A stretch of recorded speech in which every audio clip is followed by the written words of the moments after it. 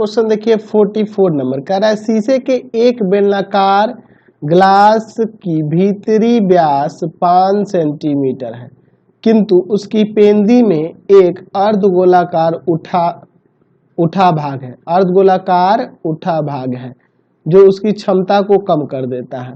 यदि ग्लास की ऊंचाई 10 सेंटीमीटर है तो ग्लास की आभासी और वास्तविक धारिता निकालें, यानी कि वास्तव में कितना उसका धारिता है, आयतन है वो निकालना है, और देखने में कितना उसका आयतन लग रहा है, आभासी आयतन, वो भी निकालना है, और पाई की जगह 3.14 यूज करना है।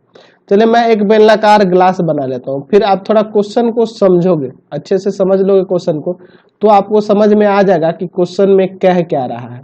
देखिए एक्चुअल में ना इस तरह का एक ग्लास है कांच का, ठीक है, वैसे दिख तो रहा है इस तरह से, लेकिन इसका पेंदी ना पचका हुआ है, अंदर से पचका हुआ है। मैं पचका हुआ अंदर से बना देता हूँ, जैसे आप ग्लास देखे हो ना, यानी कुछ इस तरह से पिचका हुआ है, देख रहे हैं ना, नीचे से धंसा हुआ है ऊपर की ओर, अर्धगोलाकार, ठीक है। आप देखे होंगे ग्लास, देखे होंगे कांच का, नीचे से पचका हुआ होता भी है।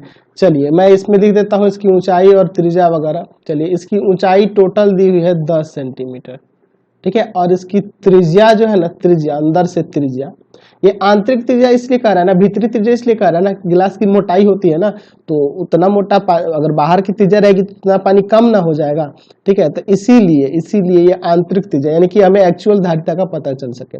तो व्यास दिया है 5 सेंटीमीटर, तो त्रिज्या हो जाएगा 2.5 सेंटीमीटर, ऊंचाई दिया है 10 सेंटीमीटर। चलिए देखते हैं, मैं यहाँ लिखता हूं बेलन की त्रिज्या और जो आपका अर्धगोला है उसकी त्रिज्या दोनों की बराबर है। अर्धगोले की त्रिज्या, दोनों की त्रिज्याएं बराबर है, और वह कितना हो जाएगा आर, तो वह हो जाएगा 5/2, यानी कि 2.5, ठीक है। अच्छा बेलन की ऊंचाई भी दिया है, बेलन की ऊंचाई यानी कि h कितना दिया है 10 सेंटीमीटर। कह रहा है ग्लास की आभासी धारिता और वास्तविक धारिता निकालनी है, तो पहले ग्लास की आभासी धारिता निकाल लेते हैं। ग्लास की आभासी धारिता यानी देखने में वो तो लगेगा कि भैया बेलनाकार है, तो वहां हम लोग बेलन के आयतन का फॉर्मूला लगा देंगे। देखने में तो लग रहा है ना कि बेलनाकार है, तो भैया बेलन का आयतन का फॉर्मूला लगा देंगे, ठीक है। लेकिन नीचे से तल उठा हुआ तो उतना पानी कम आएगा, तो वो वास्तविक धारिता में आएगा, तो उसको घटा देंगे बाद में, पहले इसको देखते हैं।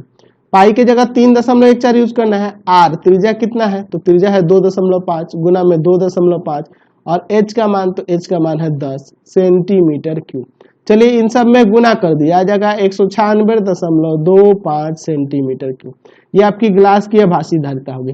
अब हमें निकालना है ग्लास की वास्तविक धारिता हमें क्या करना होगा, तो इस बेलन के आयतन में से, बेलन का आयतन में से घटा देंगे, किसका घटा देंगे, तो घटा देंगे हम लोग इसका आयतन। क्या नाम है ये आपका है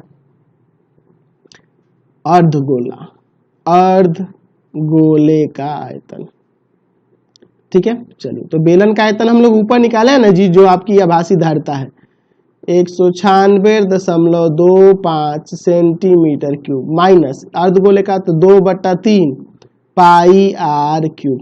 चलिए यहाँ पे अब सॉल्व करते हैं, ठीक है। त्रिज्या तो आपके पास दिया 2.5 रख दो, 196.25 सेंटीमीटर क्यूब माइनस में 2/3, पाई की जगह 3.14 और आर क्यूब यानी कि 2.5 गुना 2.5 गुना 2.5 सेंटीमीटर क्यूब। चलिए देखते हैं 196.25 सेंटीमीटर क्यूब माइनस, अब देखो इन सब में गुना कर लेते हैं ऊपर, तो आप गुना करोगे तो आएगा 98.125/3 सेंटीमीटर क्यूब।